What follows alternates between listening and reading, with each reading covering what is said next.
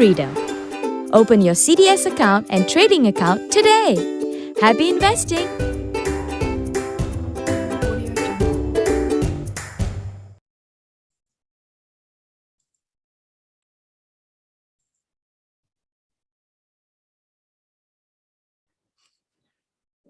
Hello, everybody. Welcome to this webinar brought to you by Bursa Malaysia that is titled 5 Stock Investment Principles from Sun Tzu's Art of War. So welcome, everybody. Good to see all of you here again on this webinar brought to you by Bursa Malaysia and managed by LifeChamp. So this is the first Bursa webinar for this 2022, and we are very excited to be back again. So today we are going to discuss Sun Tzu's Art of War. What are some of the investing principles that we can extract from this ancient Chinese military treatise? Okay, how many of you here have already have read before or somehow watched some learning videos about Sun Tzu's Art of War before? If you have done that, maybe you can click raise the hand button and let us know. If you have done that, you have read that before, you may click raise the hand button and let us know. Okay, wow, quite a handful. Personally, I myself are also a military fan. So I like to read a lot about military warfare. And this Sun Tzu Art of War is ancient Chinese military treatise that talk about strategies used in warfare. So because stock market is similar to like a battlefield, similar to a war, so we can also extract some of the principles, some of the idea, wisdom from this ancient Chinese military treatise. Right. So today we're going to talk about 5 stock investment principles from this book. So disclaimer, as usual. Yes, as usual, this webinar is only for educational purpose. So in no way that we give any recommendation to buy or sell any companies in this webinar. So if you decide to make any investment decision, you are 100% responsible for own risk. Okay. So without further ado, let me introduce our speaker today, and he is none other than Ian Tai. So Ian is the content producer for kclaw.com. Personally, he has written over 100 articles on kclaw.com, and he is also a weekly webinar host and presenter for kclaw.com. He is also a co-founder of dividendvault.com. He manufactured savvy investors who can build dividend-based portfolios independently. And he is a dividend investor. He invests primarily for dividend income, and his yield is ranging between 2 to 8% per annum. He is also an author of 3 books. So this is Ian Tai. So ladies and gentlemen, help me to welcome Ian Tai to our Bursa webinar. Hey Shane, once again, hey guys, good evening to all of you. Yeah, good evening. Yep, once again, I mean to say thank you so much, Shane, for such a wonderful, enthusiastic, welcoming introduction, all right, for this actually webinar session. And yes, actually for this year, I mean, this is actually my first time speaking for Bursa Malaysia, and it's always a pleasure to be here speaking to you guys. And for today's webinar session, I've actually prepared a lot of materials, so let's get right into it. I'm going to just share my screen. Okay. All right, so guys, before I actually get into the stock market stuff, so maybe I can actually just explain or maybe briefly introduce to you guys Sun Tzu's Art of War, how it is used, and yeah, and the crux of it. All right, so and personally, I mean to say I'm a little bit nervous today simply because I may be well versed with stock investing and stuff like that, but then when it comes to Sun Tzu Bing Fa, or the Sun Tzu's Art of War, I may be a novice. All right, I may not know everything that I should know about this Chinese treatise or Chinese literature when it comes to military strategy. Okay, so do bear with me if, let's say, I didn't actually interpret it correctly. Let's put it that way. All right, so here we go. So this is actually the brief introduction of Sun Tzu Bing Fa, or Sun Tzu's Art of War. Okay, so what I have actually found out is that Sun Tzu's Art of War, right? The author is actually an ancient Chinese military general. So his name was Sun Wu. All right, so Sun Wu is the guy who actually wrote Sun Tzu Bing Fa.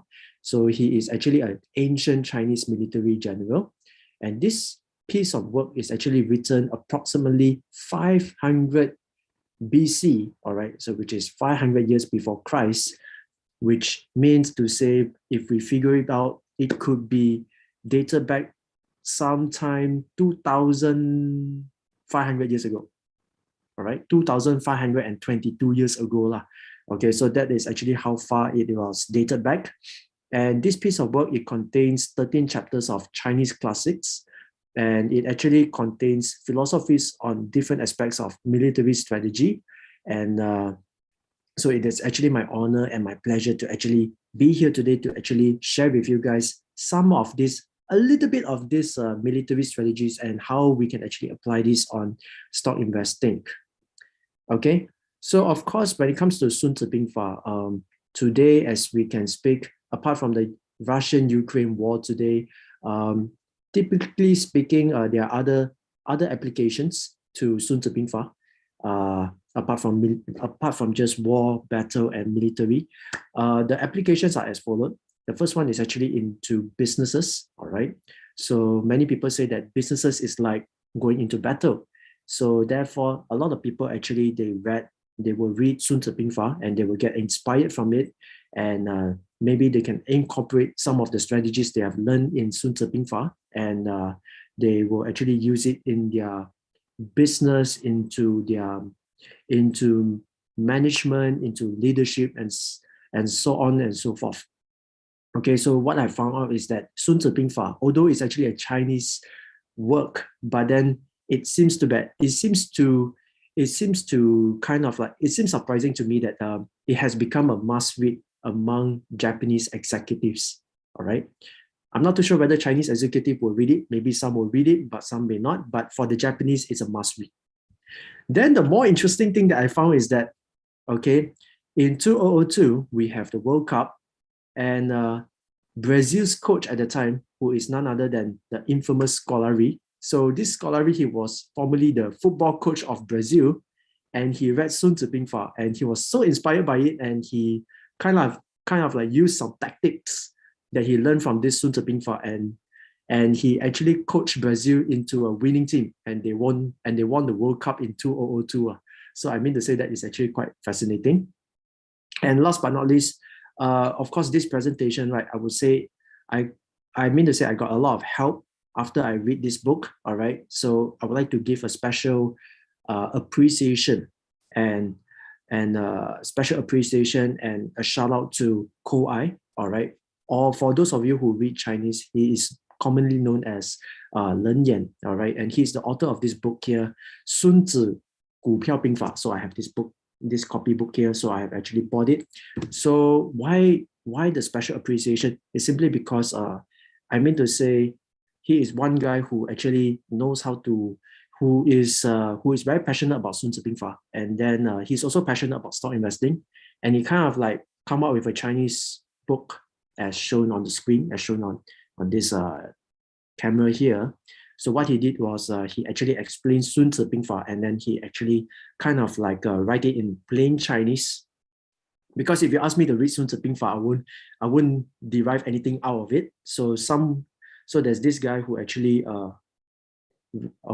interpreted the text, the Sun Tzu Bing Fa text, and then he actually kind of like translated into plain simple Chinese, and so that people like me who has limited command of the Chinese language can actually understand what he says and can apply it, can maybe learn a thing or two or much more than that when it comes to stock investing.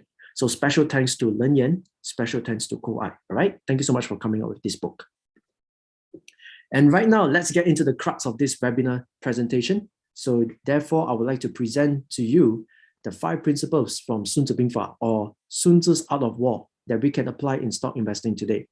Okay, so while I read this book over here, all right, I get some inspiration from it.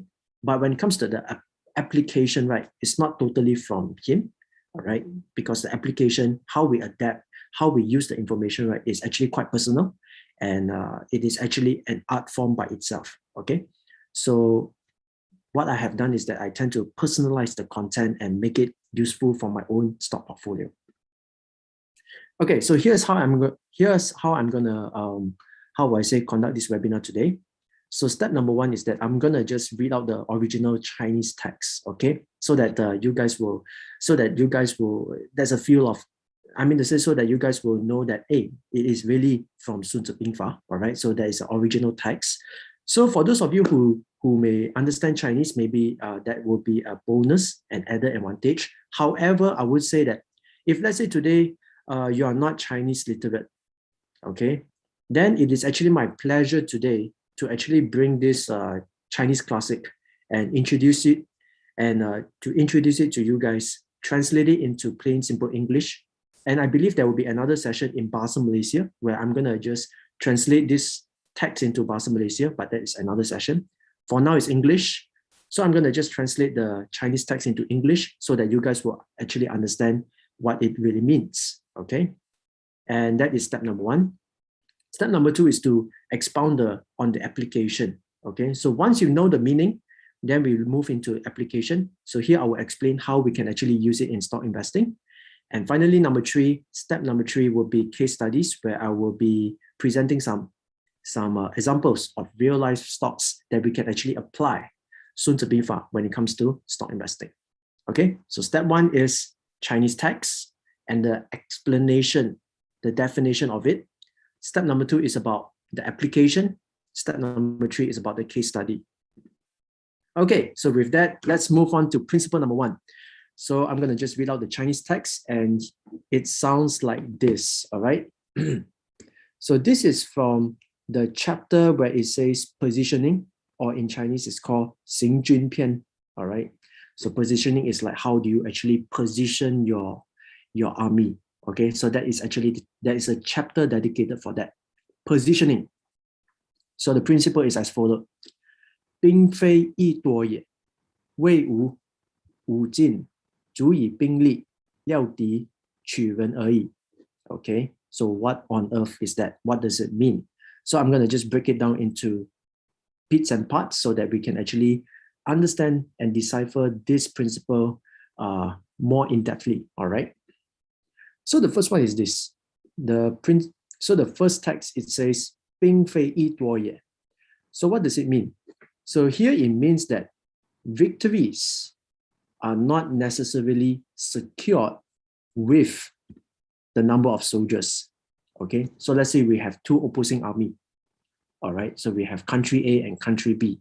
Country A has a lot of soldiers. Country B has lesser amount of soldiers. It doesn't mean that country A will automatically secure the victory when it engages in a battle or in a war against country B. Okay, so that is basically what it means. Doesn't mean that you have the size, doesn't mean that you have the population, doesn't mean that you have the number of soldiers, you will win. Okay, so how does that apply in investment? Okay, so here's the application. So we have investor A and we have investor B. So some people think that if investor A has more money than investor B, let's say investor A has $1 million in capital, investor B has $10,000 in capital, ultimately the one that has $1 million in capital will win in the investment game as compared to investor number B, investor B, who has lesser amount of capital, which is 10,000 ringgit. So that is not the case. That is what Sun Tzu Bingfa is talking about, all right? That's what he's recommending. The more capital you have doesn't necessarily mean that you will win the investment game. Okay. Next he actually say, 魏无武尽. Okay, what does it mean? So basically, it is directly translated into this text here, which is, brawn without brains are pointless in battles, which means, here it means, here's the point here. 武尽 simply refers to brawn, so that is actually investment capital. That means it's the strength of your capital. 魏无 means it's actually referring to the brain, so which talks about the mindset, the plans, the strategies, and the objectives. So if you put them together, it actually kind of like accentuates this point. It is actually all about the importance of having the brains when it comes to stock investing. Okay, so some people actually think that, oh, just because you have $1 million, right, you will ultimately win against the one with 10,000 ringgit. It's actually not the case. All right, so this one is just capital. What is more important than the capital is the mindset. All right, it's the brains of investing, which is the investment mindset, the investment plan, the investment strategy, the objectives, the system. All these things are actually more important. All right, all these things is actually an ingredient to investment success. It is so, that means to say when it comes to investment success, it's not just the capital only. All right, so let's move on. We have this Chinese text here which reads something like this: 足以并立，料敌取人而已. So 并立 refers to a focus in core competence, not diversification. 料敌 refers to knowledge of your opponent. 取人 means the art of assessing people or the situation. Okay, so don't get lost here. So let me just break it down one by one. So this text here, what it means is that, okay, when it comes to 并立, which is a focus of strength, a focus of core competence, okay? So what it means here is that, let's say, for example, for myself, I'm a dividend investor. So my strength is in identifying fundamentally solid stocks.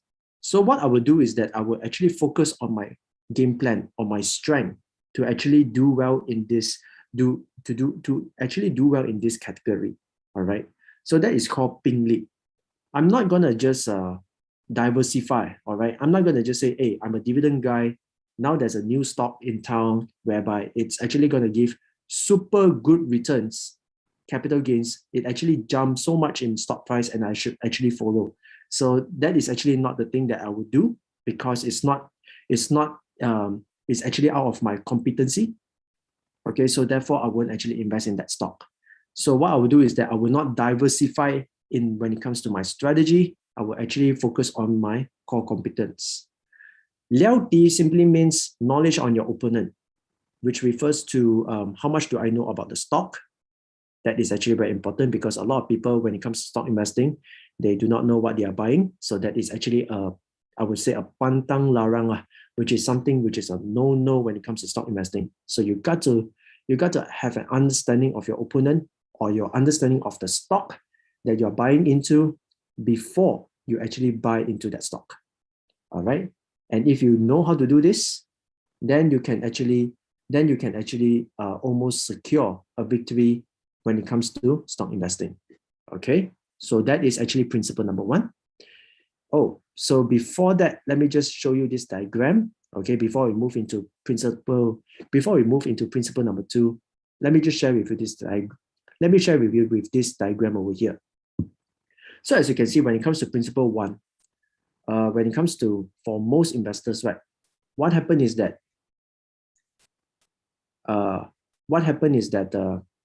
they believe that just by having capital, just because they have money, they can win in the investment game. Okay, what if strategy, core competence, they don't have any skill set or core competency and even knowledge when it comes to stocks.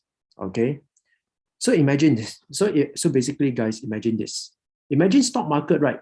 It's like going into a battlefield. And you today who are listening to me, you guys are the investors. Okay, so investors here are like generals. And then who are our soldiers? Our soldiers are like our capital. Okay, the $10,000 we have, the $100,000 that we have, or the $1 million that we have. These are our soldiers. Okay, so we have the stock market, which is the battlefield. We have us, the investors, who are the generals, and finally we have the investment capital, which is our soldiers. So what most people do is that they believe that by having a lot of soldiers, they can win. But they forgot about having an objective. They don't have a strategy. They don't have any sort of skills when it comes to leading the army, and they don't have knowledge about their opponent. All right, so that is actually how most people invest, and that is how most people do. That is how most people approach the battlefield. Okay, when it comes to war, all right, that's how most people approach it. No objective, no strategy, no skill, no knowledge. Actually, that is actually a very bad plan to approach, a battle. Okay. But if you're a savvy investor, you should have all these things covered. All right. You should have a clear objective of what you want to do. You should have your strategies crafted out. You should have some skills that protect you from all investment mistakes. And finally, you want to acquire knowledge of your opponent before engaging in a battle. So that is what savvy investors or savvy generals in the stock market do in order to secure victories and to eliminate losses. All right, so let's move on to principle number 2. So again, this is actually from the same chapter, which is Xing Jun Pian, which is positioning. And with that, let me just read out to you the text in Chinese, and I will quickly explain to you in plain, simple English. So here we go.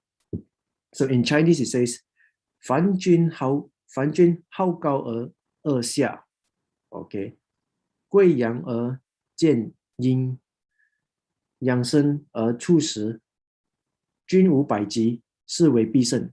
All right, so what does it mean in English? So here is the direct translation, the best direct translation that I can think of when it comes to this text. It says, soldiers prefer to camp at high grounds over low places. Soldiers prefer to camp at sunny places over shady ones. This refers to where the general should set his army camp so that his soldiers can be physically and mentally prepared for upcoming battles. Half the battle is won if soldiers are kept fit and healthy. Okay. So that is actually the direct translation. Soldiers prefer to stay on the high ground and they will avoid low places. They like sunny places. They like place which is terang-terang, and places which is quite gelap, they don't like. Okay, so where you set up your army camp is of great importance. Okay, this is because what you want to have is soldiers that are fit and healthy, physically and mentally, so that they can actually secure the victory. Okay, so how do we use this when it comes to investment? The question is this, all right? When it comes to investment, right, soldiers are like stocks in a way, all right? So the question is, how do you know if a stock is fit and healthy? And the question is, if let's say today you have some experiences in buying stocks, all right, before this webinar, the question is, are the stocks that you buy fit and healthy? So let's say, for example, right now you have a portfolio of 10 stocks. So these are in a way like your soldiers. So the question is, are they fit and healthy? So in order to know whether a soldier or your stock is financially healthy, all right, so what we will do is that we will do a financial health check, just like our body. If let's say we want to know whether a soldier is healthy or not, we will do a body checkup. Likewise, for a stock, we will do a financial checkup. We will do a financial health check for these stocks. So for me, right, it's actually very simple. In order to do the financial health check of a stock, right, here are 4 important questions I will ask when it comes to a stock in order to allow me to quickly assess the health of the financial health of a stock. So these are the 4 questions I will personally ask. All right. So the first one is this: for the last 10 years, did the stock deliver consistent growth in revenues? That is question number 1. Question number 2: for the last 10 years, did the stock deliver consistent growth in shareholders' earnings? That is question number 2. Question number 3: for the last 10 years, did the stock deliver positive cash flow from operations consistently? That is question number 3. And finally, question number 4: over the last 10 years, did the stock maintain low geared and 1.0 and above 1%, sorry, not above 1%, above 1 in current ratio consistently? Okay, so these are the 4 key questions that I will personally ask when it comes to assessing the financial health of a stock. Okay, 4 important questions. And as you can see here, I have actually bolded red over here, the word consistent. All right, so consistency is actually very important when it comes to assessing the financial health of a stock. Okay, because what we want is to generate consistent returns. Like me, I like to generate consistent streams of dividend income, all right, from my stock portfolio. So whenever I invest in a stock, I want to generate consistent growth in dividends. And these dividends are like passive income, and I like them to be consistent.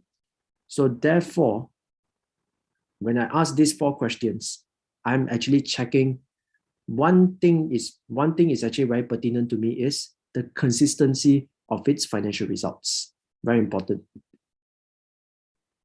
So in order to do that, let me just explain how do I actually assess. Okay, maybe we can actually like communicate. We can actually just interact over here. So I've actually prepared 2 stocks, and from here maybe we can actually see which of these two stocks is actually fit and healthy. Okay, so there's one stock that is not fit and healthy, there's one stock that is fit and healthy. So let's just take a look together. All right, so remember the 4 questions. Let us look together at question number 1, which is, did the stock deliver consistent growth in revenue over the last 10 years? Okay, so this is stock number 1. All right, so as you can see, we have stock A. So this is actually the revenue. And then we have stock B. Okay, so guys, maybe you can actually put in the chat box, which of these 2 stocks do you think is fitter and healthier? So maybe Shane, you can actually monitor the response and let me know. Sure. So what did the audience say? Yeah. So far, everybody say A. Wow. Okay, very good. So stock A seems to be the one which is fitter and healthier, right? Okay, so that is actually question number 1.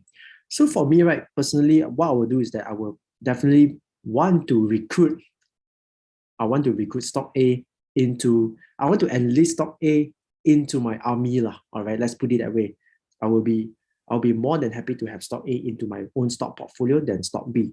So that is actually question number 1. Now, question number 2. Let's move on to question number 2. Now there are 2 stocks, and the question is this: did the stock deliver consistent growth in earnings for the last 10 years? Okay, so once again, we have 2 stocks. Once again, we have stock A. So this is how it looks like. And we have stock B. Okay, guys, maybe you can put in a chat box, which of the 2 stocks do you think is fit and healthy? It should be a no-brainer. So Shane, any odd replies from our audience today? So far, all give a no-brainer answer, which is A. Okay, so far all give answer A. Let me just scroll down. Okay, nobody says B. So that means to say the sanity check of our audience is actually there. All right, so everyone is sane. Thank you so much. Now let's move on to question number 3. Did the stock deliver positive operating cash flows consistently over the last 10 years? Now this is about cash flow. So just now is sales. Second question is profits. The third one is actually about operating cash flow. Once again, we have stock A. This is how the operating cash flow looks like. And this is stock B. All right, guys, maybe you can put in the chat box which of the 2 stocks do you think is fitter and healthier when it comes to its finances? Yes, everybody say A. Everybody say A. Okay. So it seems that it's a 100% A kind of thing, right? Okay, so that is actually pretty good. Question number 4. Did the stock remain conservatively low geared for the past 10 years? Okay, so we'll just put aside current ratio for now, simply because most of the stocks in Malaysia, right? If let's say the stock has below 1.0 in current ratio, then you may ask yourself why you want to invest in that stock. Especially current ratio, it simply means, for example, let me just explain here before we get into the question. Current ratio is something like this, all right? So let's say, for example, you have a savings account of, let's say, 10,000 ringgit. And then every single month you spend 1,000 ringgit, okay? So let's say, for example, if let's say you do not have any source of income apart from that, what happens is that your 10,000 ringgit can last you for another 10 months. Okay, so that is actually your current ratio. All right. So if let's say the current ratio is above 1, it simply means that the stock has enough financial resources to pay its bills for more than a year. If let's say the current ratio is like 0.2, which means to say the company is in financial trouble, whereby it doesn't have a lot of financial resources to pay its bills. All right. So the higher the current ratio, or at least above 1, is good, because it actually symbolizes, or it actually indicates that the company has enough financial resources to pay its bills over the next 12 months. All right. So therefore, I will just put current ratio aside, because most of the stocks in Malaysia tend to have above 1.0 and above in current ratio. So let's just focus on gearing here. So question number 4 is about this. It's about gearing. So let me just read to you the question again, which is, did the stock remain conservatively low geared over the last 10 years? So once again, this is the gearing ratio for stock A. So just look at the chart like this. This is stock A's gearing ratio. And this is stock B's gearing ratio. Okay. So the question is this: which of the two stocks do you think is much better when it comes to financial health? Maybe you can put that in the chat box, and Shane, maybe you can let us know what the audience think.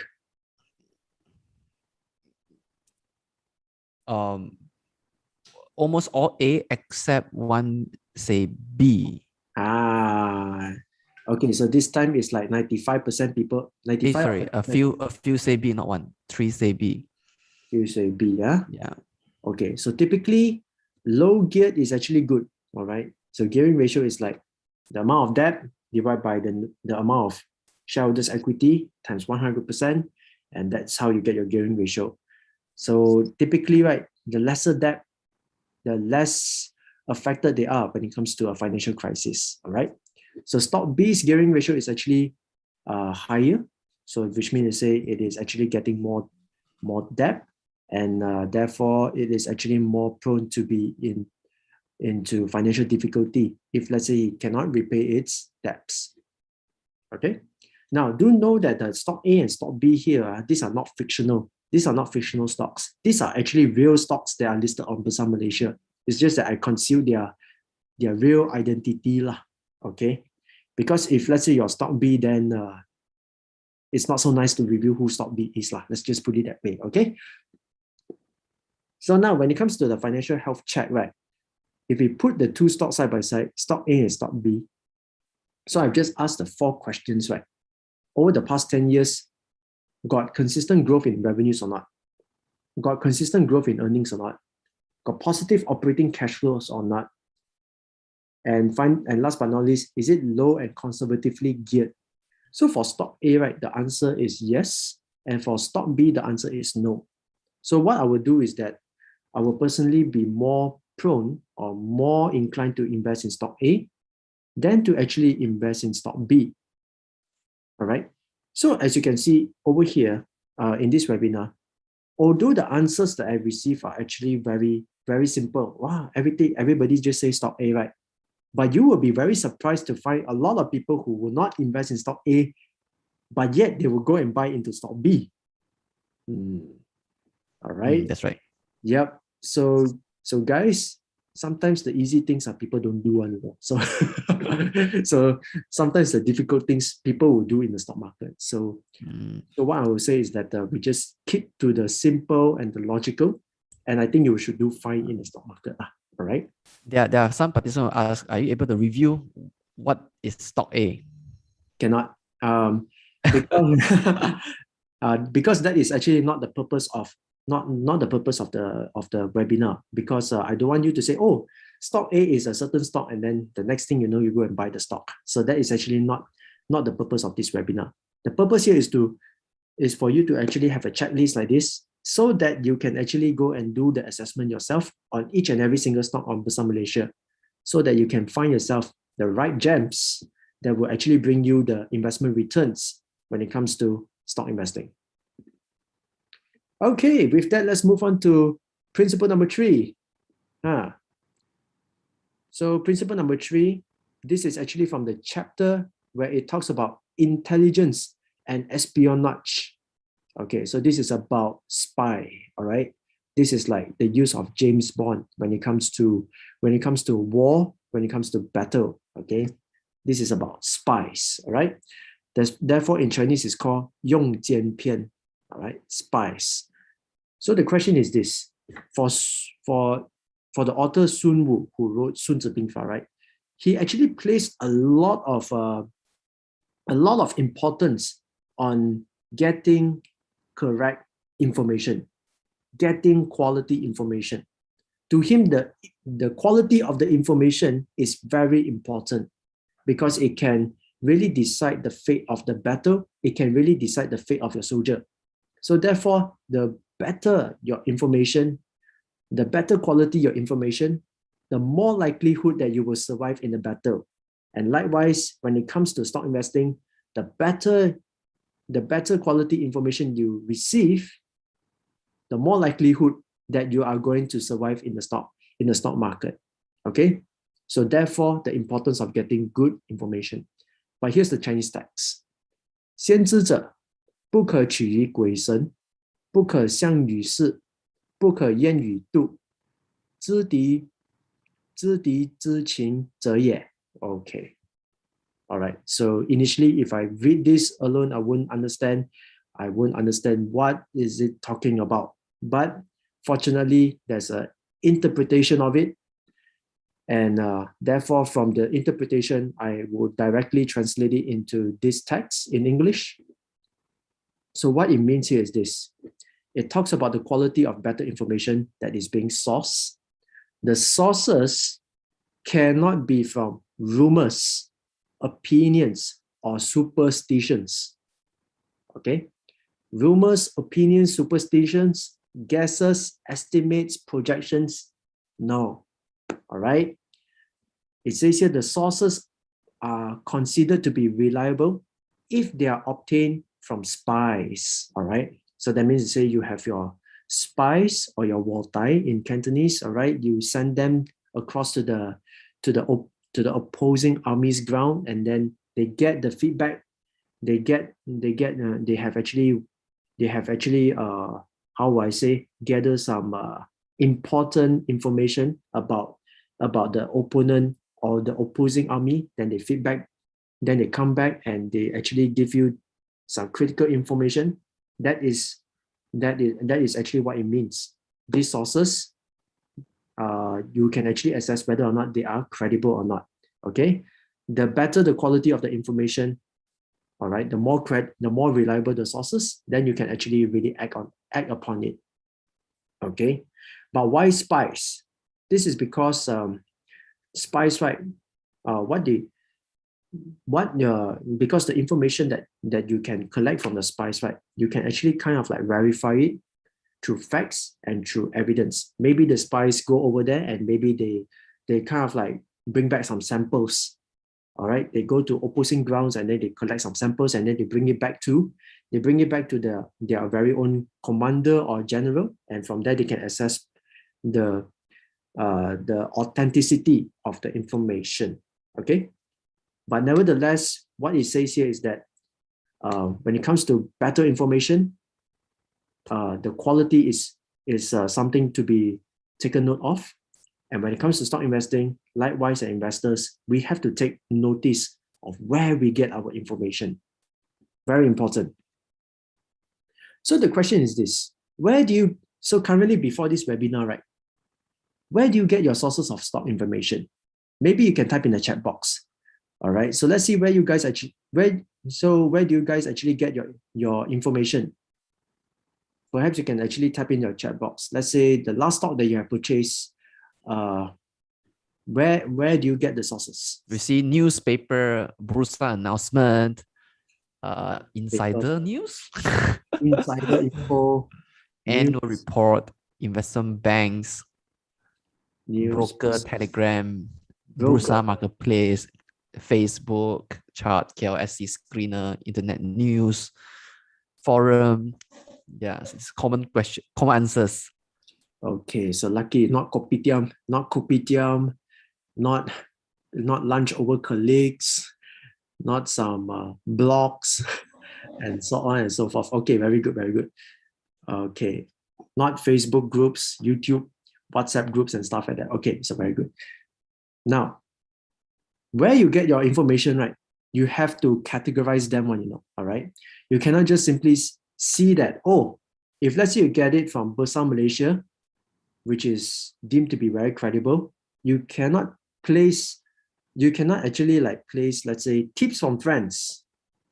This kind of tips is more important than the information presented on Bursa Malaysia. All right, you have to have ranks and category of information. All right, you have to filter your information nicely, and then you have to categorize them nicely because it's going to impact your investment decision. Okay. Now, over here, I will just share where I get my sources of information. Okay, so just now I asked the 4 questions. Like, for example, did the stock over the last 10 years deliver consistent growth in sales, profits, positive cash flow, and whether or not it is low geared? Okay, so these are the 4 questions that I want answered first before I buy any stock. So in essence, what I'm trying to do here is to assess the fundamental quality of a stock. So in order to get this kind of information, these are the places, these are the sources of information that I will go and that I'm going to get in order to answer my question. So I will break it down into 4 different categories. The first one is this. All right. When it comes to assessing the fundamental quality of a stock, I break it down into 3 parts: the past, the present, and the future. Okay, so we have fundamental quality. We have 3 parts: the past, the present, and the future. The past represents the past 10 years. The present represents a period of 12 months, which talks about the latest condition of the stock. The third one, which is future, which talks about what the company is going to do, what kind of initiatives are they embarking in order to grow the company. Okay, so it's about the past track record, the present financial strength, and the future growth initiatives. So where do I get the information? So when it comes to the past 10 years, all right, I don't use screeners. I don't read newspapers. I just go ahead and get all this information from the annual reports. Okay, the financial statements that is actually being contained inside the annual report. So that's where I get it. All right. So the first place I will go and do when it comes to assessing the stock's fundamental quality is to read its annual report. When it comes to its present, the present 12 months, what I will do is that I will review the latest 4 quarter of the stock. So that is where I will get the information of the latest condition of the stock. Okay, so we have the past 10 years annual report. We have the latest 4 quarterly reports. And finally, when it comes to future growth plans, these are the places that I will get. Number 1, I will actually read the chairman's statements, the CEO statements, or the management discussion and analysis, which is being presented in the latest annual report of the stock. That's the first place. The second place is that I will look at the quarterly reports, the latest quarterly reports. There's a section called prospects. So that is where I will read to find out the information. The third place is Bursa announcements.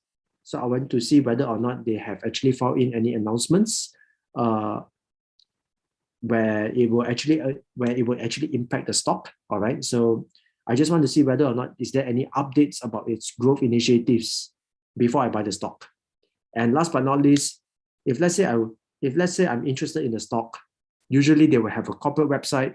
So what I will do is that I will visit their corporate website to see whether or not they have actually announced anything.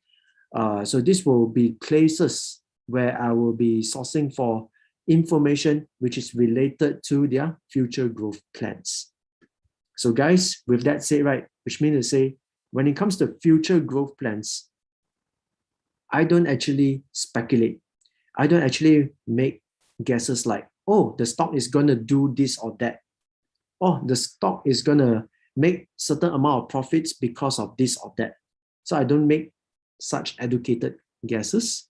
Rather, I will simply just go to all these places as mentioned, the latest annual report, the latest quarterly report, bursar announcements, and corporate websites in order to find credible and reliable sources of information so that I can actually assess the stock much better. Okay. And last but not least, when it comes to stock valuation, so in order to calculate the valuation ratio of the stock, I need the stock price. So what I will do is that, yes, you can actually go to Bursa Malaysia to find the stock price. But alternatively, if you want it to be convenient, you can actually go and use Yahoo Finance or Google Finance to obtain the stock price to calculate the necessary financial or the necessary valuation ratios like PE ratio, PB ratio, and dividend yields. All right. So these are the places. Now, once again, we have this slide where I will demonstrate, okay, how do we actually look at information when it comes to stock investing. Now, for most investors today, some people actually, they do this, all right? Maybe they say, Ian,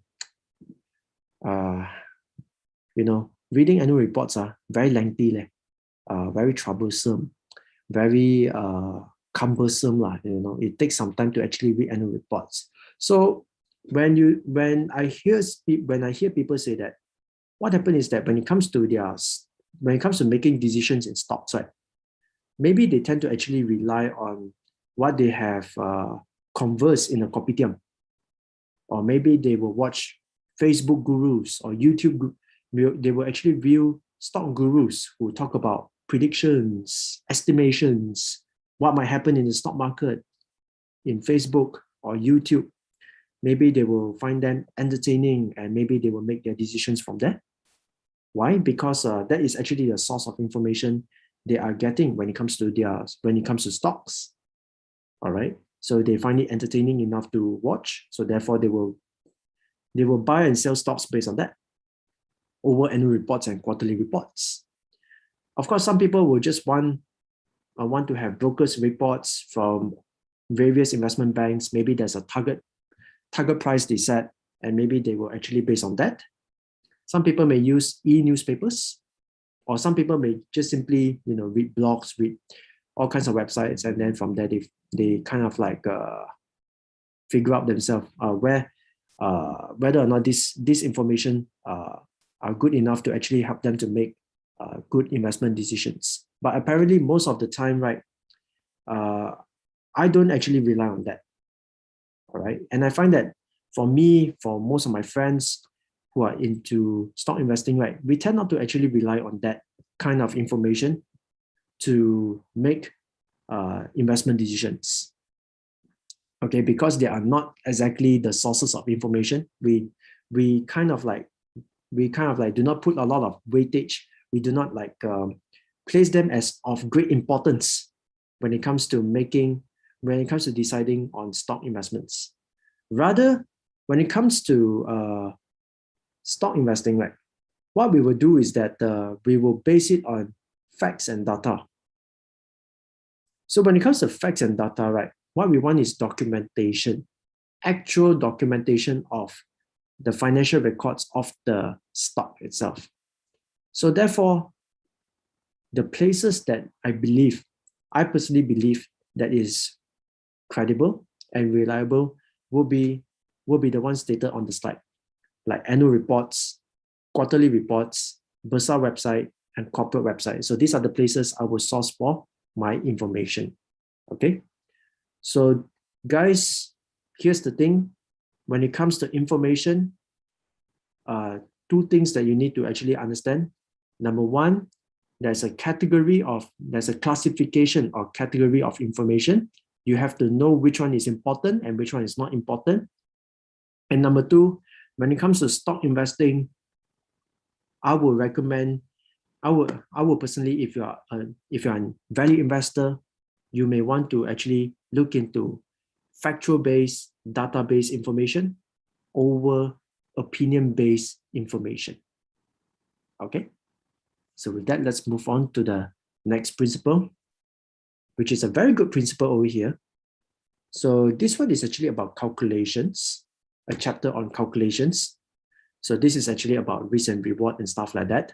So, so in Chinese, it's called 实际篇, right?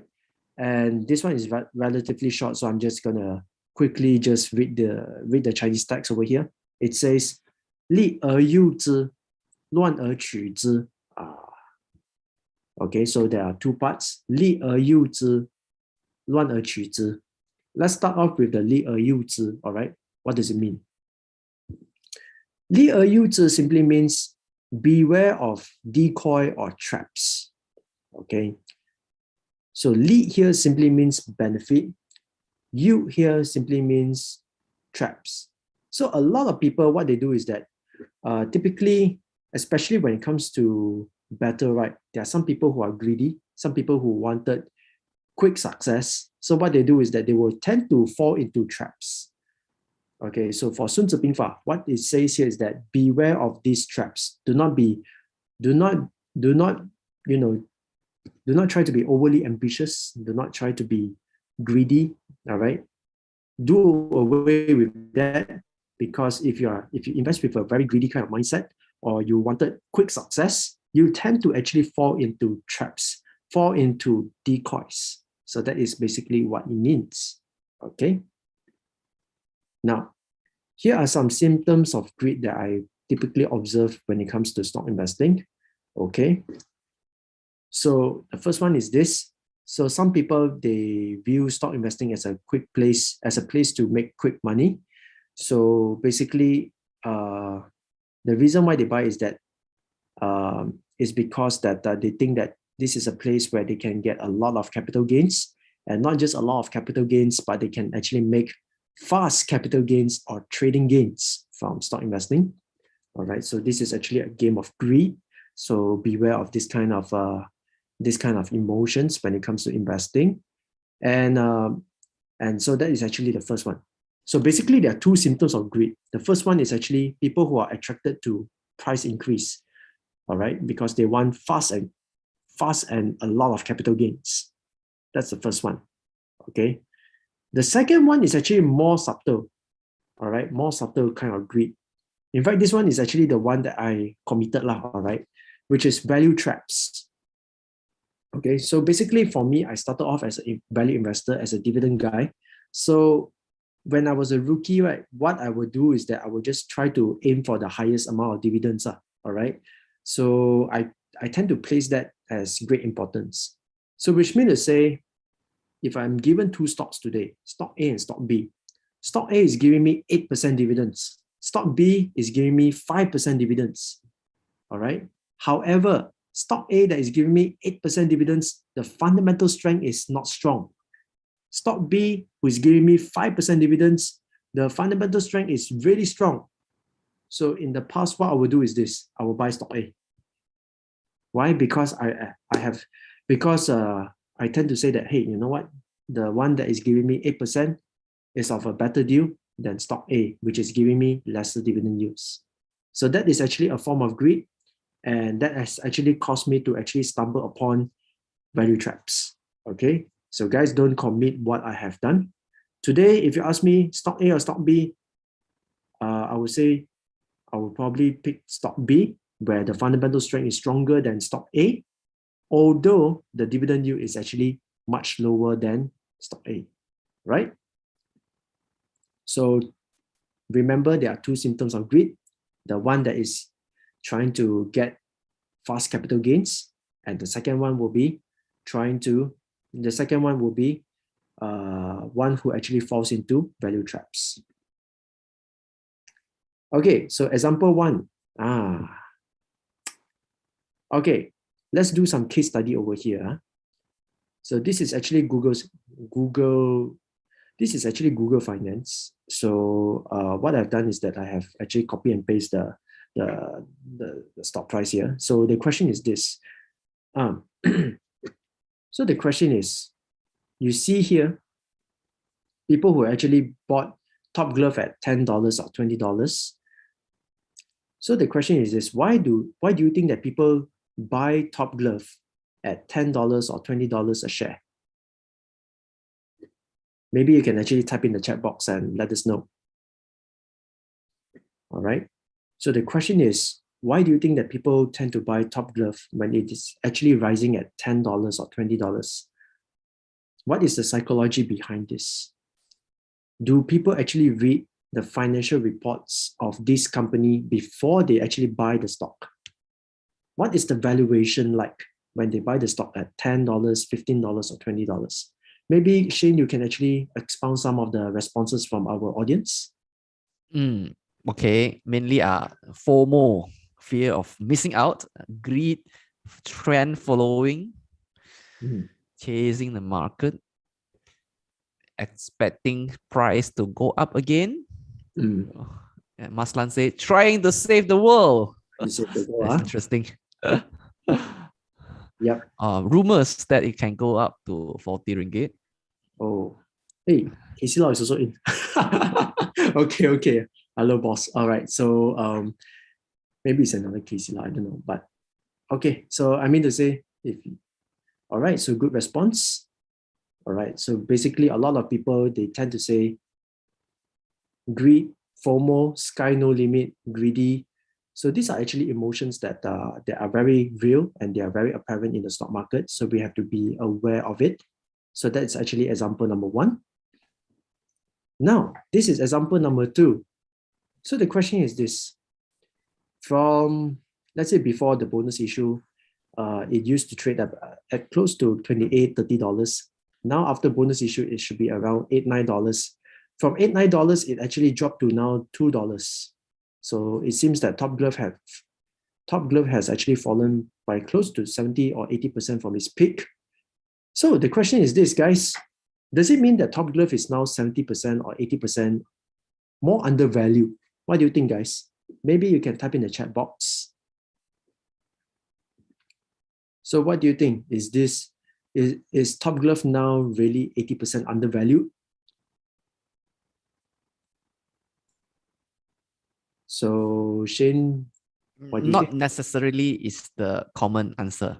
Not necessarily is the common answer, yeah? Okay, so good. All right, so thank you so much for your response. Now let's move on to the next question. This seems to be a famous stock. Actually, for investors, right, we don't really care about this company, all right, because I mean to say, usually our radar, right, if you understand from value investors' point of view, right, we tend to actually ask the 4 questions. Over the last 10 years, got consistent growth in sales or not? Got consistent growth in profits or not? Got cash flow or not? Low gear or not? And all this kind of stuff. So usually our radar, our mind is actually more fixated to stocks that have this kind of characteristics. So when it comes to other stocks that don't, right, we tend not to know one, all right?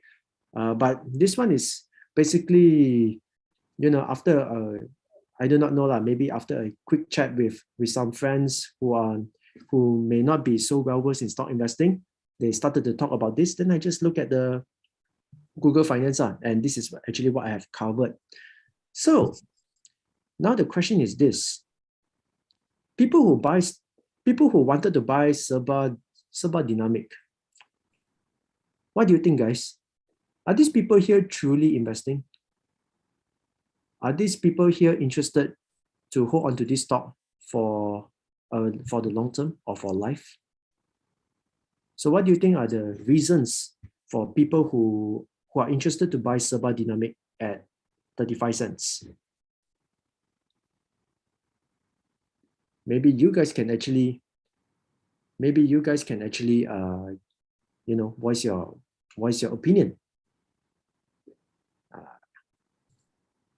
All right, so a lot of people says capital gains, speculate.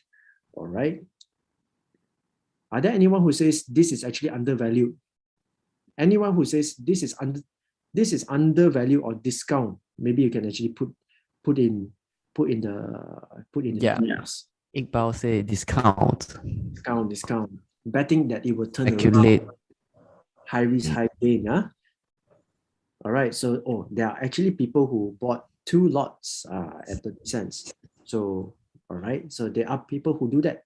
So maybe for you who actually do that, so you may want to assess, because I don't know. All right. Because usually we don't actually focus on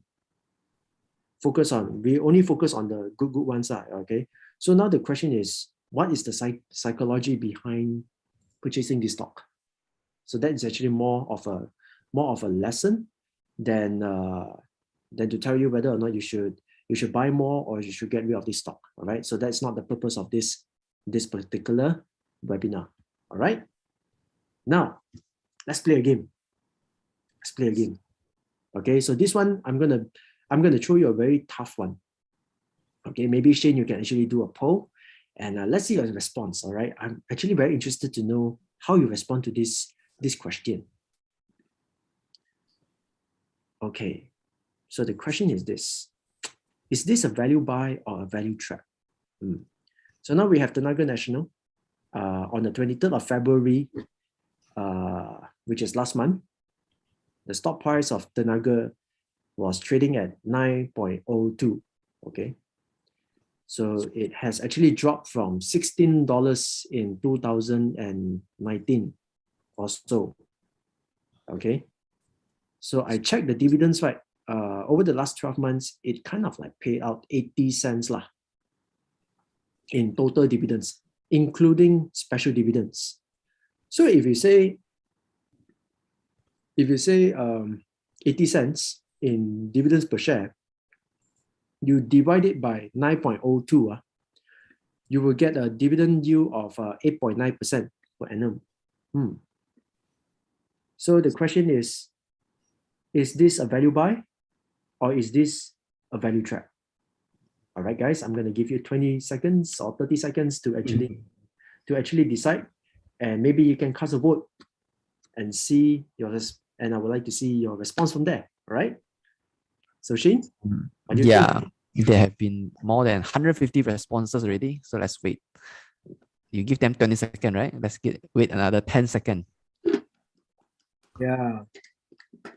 Of course, if you want to, after you have actually cast your vote, you want to say something more, then perhaps you can actually put in the chat box and see whether or not this is actually truly a buy, or is this truly a value trap, or is this truly a value buy? All right, let's see a response.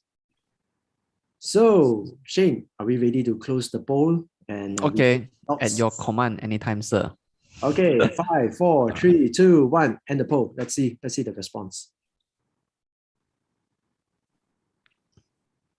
So okay, let me share the result. Yeah, share the result. Wow, so it seems that 64% of you guys are saying that this is definitely a value buy, and there are 73 of you guys who say this is actually a value trap. So 64% says yes, it's a value buy. 36% says it's a value trap. Unfortunately for me and both Shane, we cannot give you the answer because that is actually not the purpose of the webinar. All right, but instead, let me just answer this question indirectly with another example. Okay. So over here, let me just move on to the next part of the principle, which is 乱而取之. So this is actually tied up to the Tenaga example, whether Tenaga is actually a value buy or a value trap. So we have to understand what is 乱而取之. 乱而取之 simply means it is about capitalizing upon chaos. All right. So in the midst of chaos, how do we actually profit from it? So this includes, and chaos times includes, heightening of market fears and uncertainties. Okay, so this is about capitalizing on chaos. Now, the question is this. All right, how many of you actually bought public bank Okay, so this is actually after the bonus issue.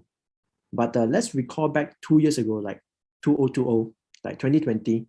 How many of you guys actually bought public bank at a price below 15 ringgit a share?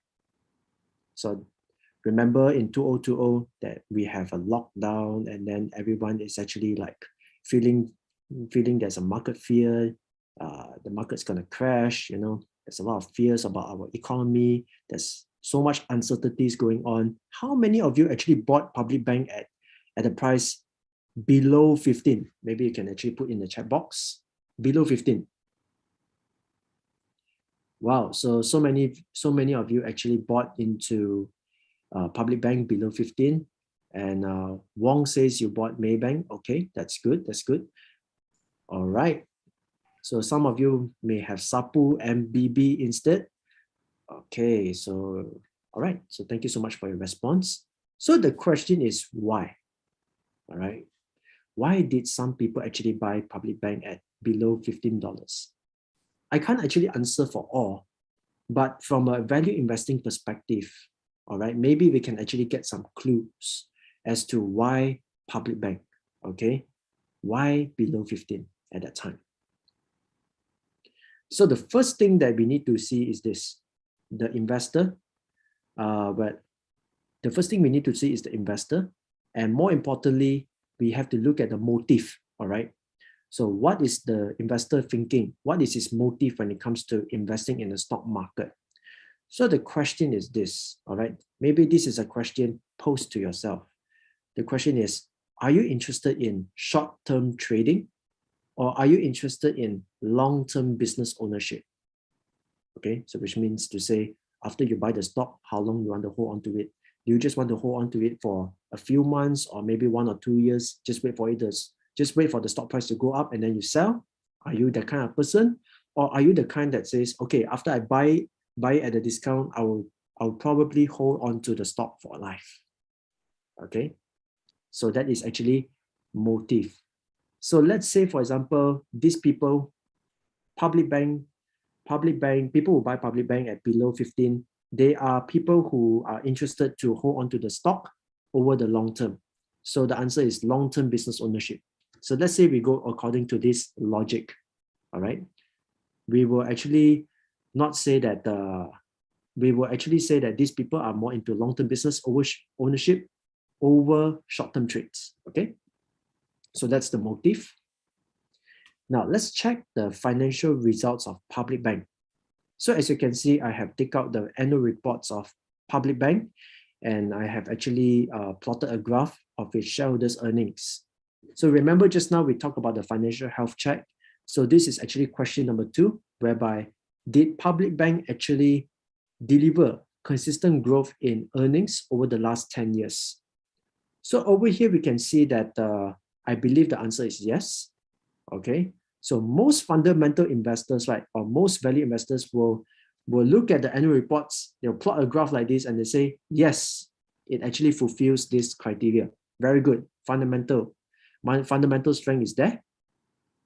Then only we move on to the next, one, which is stock valuation. Okay, so now when it comes to stock valuation, what I will do is that typically for me, all right, I will calculate PE ratio and dividend yields. So over the last 10 years, right, what I figure out is that when it comes to PE ratio, its 10-year low, all right, the 10-year represents a period from 2010 to 2019. So the lowest PE at that time is 13.45. The average is 14.9, and the highest is 17.15. So what does it mean? What it means here is that for fundamental investors, for value investors like myself, we will want to buy a stock when the PE ratio is at its lowest, and we will avoid buying the stock when it is trading at its highest PE ratio. Okay, and we believe that the fair valuation should be around 14.9. Okay, so that is basically what it means. So we will tend to buy the stock when it is trading at its lowest, all right, which is around 13. 15 is about fair, and 17 is a bit high. Okay, so that is actually what it means. We tend to buy it when it's undervalued, and we tend not to buy it when it is overvalued. So let's say, for example, Public Bank at that time is trading at $15 a share, $15 per share. So based on its PE ratio, what I've calculated that is that the PE ratio at the time at 15 ringgit a share in 2020, all right, its current PE ratio is 10.56, which is below its lowest, which is 13.45. So in this sense, the stock valuation at that time is actually the lowest in the past 10 years. So for fundamental investors at that time, they will see that this deal is undervalued based on PE ratio. Now let's move on to dividend yields. Now, when it comes to dividend yields, we also have the lowest, the average, and the highest. So what we will do is that as an investor, we tend to buy the stock if the dividend yield offered is actually closer to its highest, which is 3.76. We believe that 3% is kind of like fair. And if let's say Public Bank is offering 2%, and that is actually the lowest, then we will say the deal is actually not too good. All right. So what we will do is that we will want to buy Public Bank if it's offering above 3% in dividend yield. But at that time in 2020, when Public Bank was trading at around 15 ringgit a share, based on its last year's dividends per share of 73 cents, we find that its current dividend yield at that time was 4.87%. So since 4.87% is the highest, therefore, once again, it shows that it is actually the most undervalued. So therefore, as a fundamental investor, we check three things, okay? Number one, the motive. The motive is to own Public Bank for the long term. We are not here to trade. We want to actually acquire the business, and we want to own it for life. That's number one, check the motive. Number two, we'll check the fundamentals. So fundamentals will go through the four questions. But apparently for Public Bank, we cut it short. We just look at the profits, and it says that yes, it has actually delivered consistent growth in profits over the last 10 years. So that's very good. And last but not least, we check the stock valuation, and the stock valuation makes sense. And because of that, it kind of like makes sense for investors to buy into Public Bank when it was trading below $15. Okay, so that is actually the case. Now, these are the three steps, right? It seems very simple, right? So what I've just said just now, you can actually use it on Tenaga. Okay, so you go through the first one, which is the motive. Do you want to own Tenaga for life? Question number two, how's the 10-year financial results like? Did it generate consistent growth in sales, profits, and operating cash flow for the past 10 years? Plot a graph like what I've just done, and let the graph tell you the fundamentals of Tenaga. Okay, that one will be your homework. And last but not least, you can actually, if let's say Tenaga is fundamentally strong, then you can do the stock valuation like this, and from there you can actually see whether or not this thing actually works. Okay, so I think I've run quite a fair bit of time, so let's move on to principle number 5, which is this. Okay, so this is actually about variation of tactics, or 九变篇. And in the Chinese text, original Chinese text, it is as follows: 徒有所不由，君有所不及，臣有所不公，地有所不争，君命有所不收。So what does it mean? In direct translation, it says, some paths are not to be journeyed upon, some battles are not to be engaged, some cities are not to be taken down, some lands are not to be conquered, and last but not least, some orders are not to be carried out. So let me just give you a quick example before we end this webinar session. Let's say, for example, I myself, I'm a dividend investor. Now, let's say, for example, I'm a dividend investor And my plan is to build a dividend portfolio for retirement. I'm looking to invest in fundamentally solid stocks, and I intend to hold on to these stocks for the long term. And let's say I'm expecting at least 4% per annum in dividend yields. So that's my plan. That's my objective. And that's my strategy to build wealth when it comes to stock investing. Situation one. So the question is this. And let's say you follow me, all right? Let's say you have the same idea like me, all right? You have the same plan, you have the same strategy. So situation number one. So one day your friend comes to you and say that he is using technical analysis tools and charting softwares to trade. And out of it, right, he actually made 100% or 200% in trading gains from his recent stock trade, which seems to be a lot faster than getting 4% dividend yields per annum. So the question is this: should you follow and do stock trading? Type in the chat box.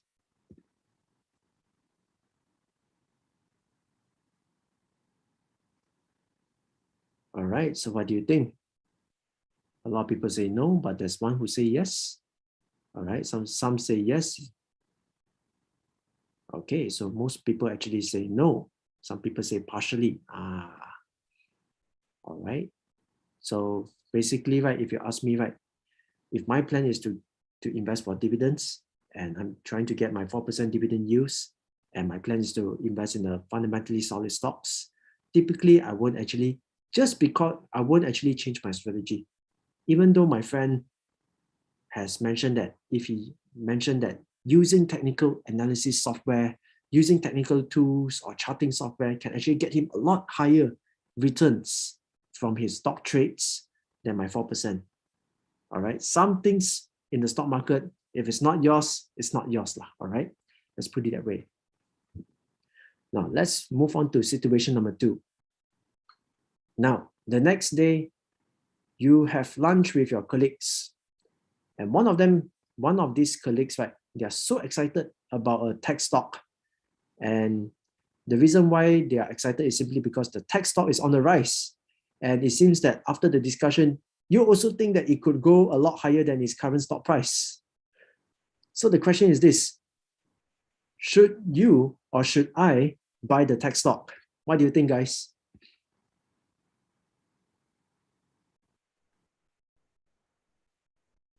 All right, so many of you guys say no. Some of you say yes.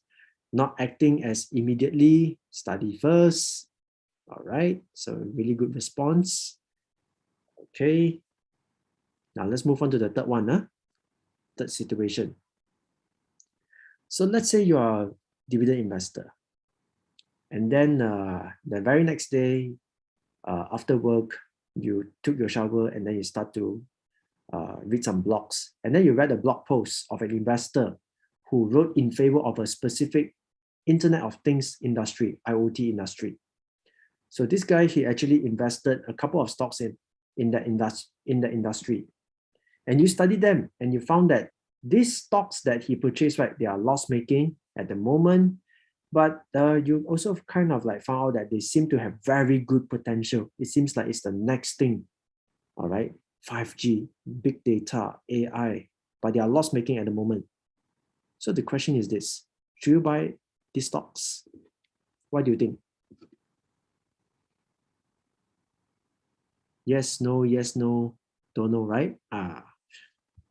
So now it's actually kind of like a mixture already. All right. So based on Sun Tzu Bing Fa, what we say here.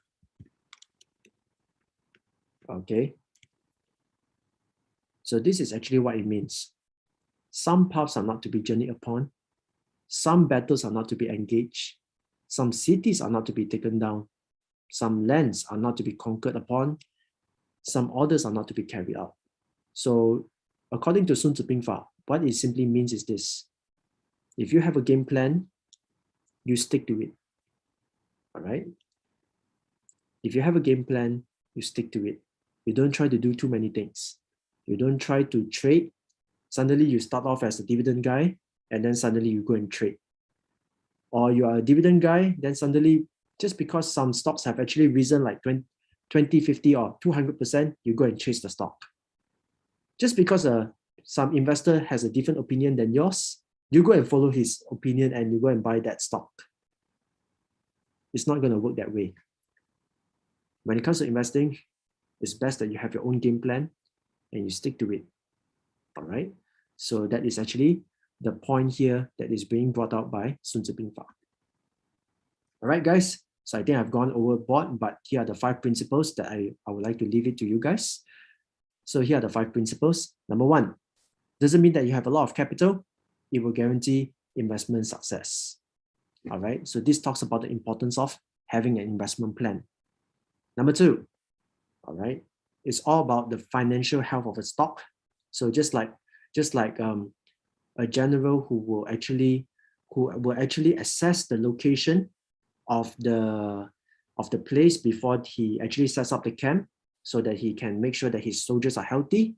What we want to do when it comes to our portfolio is that we want to include all the fundamentally solid stocks into our portfolio. Principle number 3 is that we always have to be mindful about the quality and the credibility of the information of the stock. There's a classification, so please be aware of that. Number 4, beware of decoys. Don't invest because of greed. Capitalize upon chaos. All right. And there's a Tenaga National Berhad for you to do. So that's your homework. And last but not least, stick to your own game plan. Don't deviate from it. All right. So these are the 5 principles. And with that, thank you so much. I think I've gone a bit over time, and my tongue twisted quite a lot today. But Yeah, anyway, thank you very much. Shane, back to you. Thank you, Ian. So that is the 5 stock principles that we can learn from Sun Tzu's Art of War. Thank you so much, Ian, for delivering it so wonderfully. So next, you have any questions for Ian, please write in the Q&A. So we only have 5 minutes for Q&A. So of course, we can't answer any investment advice related questions, whether this stock can buy or not, that stock can buy or not. So we are unable to answer any of these questions. So you ask other related questions, okay? So Janice would like to ask, does defining objective mean knowing when to withdraw shares? Yes, you can say that. I mean to say, if let's say your plan is to invest in certain kind of stock, right? And let's say previously you have some other stocks that you have bought because of whatever so reasons, okay? So once you have a new perspective, you have a new objective of what you want to do.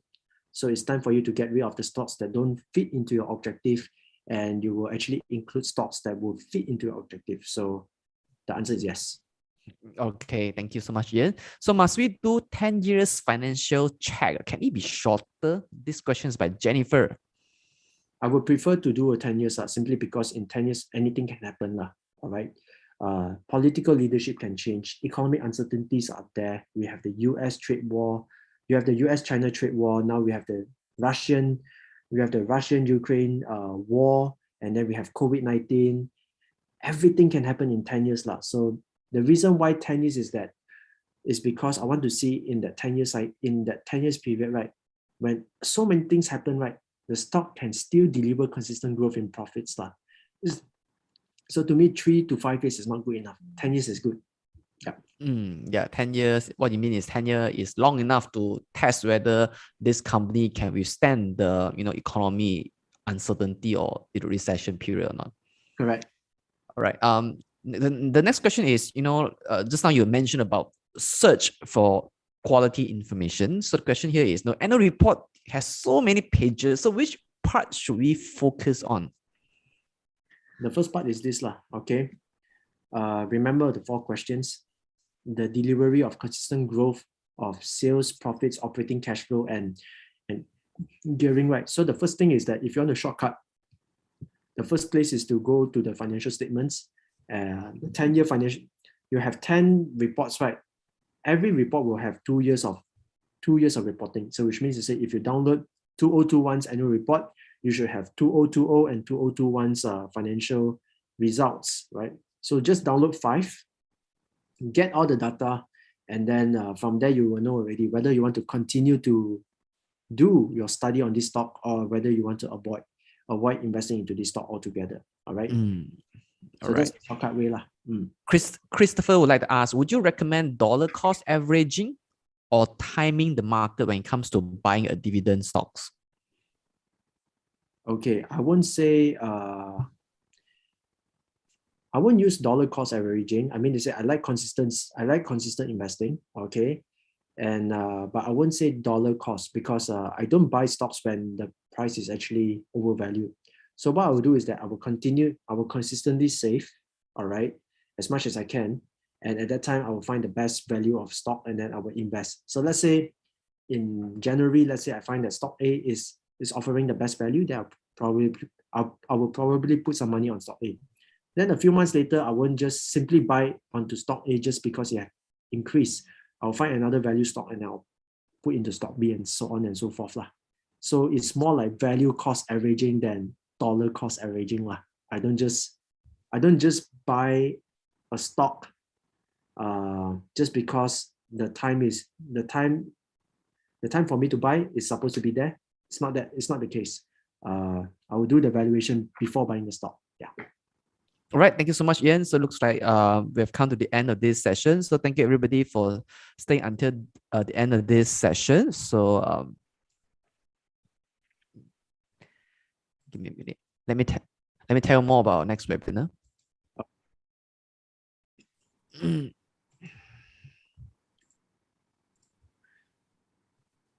All right, so before we talk about next webinar, so let's remind everybody about Bursa Academy. So Bursa Academy is a comprehensive one-stop e-learning platform that aims to provide investors with a continuous and holistic learning journey. So on Bursa Academy, you can find a lot of learning resources such as webinar recordings, videos, notes, quizzes, for you to read articles, so you can increase your financial IQ if you go to Bursa Academy to understand more about different markets and different investment products as well. So just head over to www.bursaacademy.bursamarketplace.com to find out more about the learning resources that Bursa has made available to you.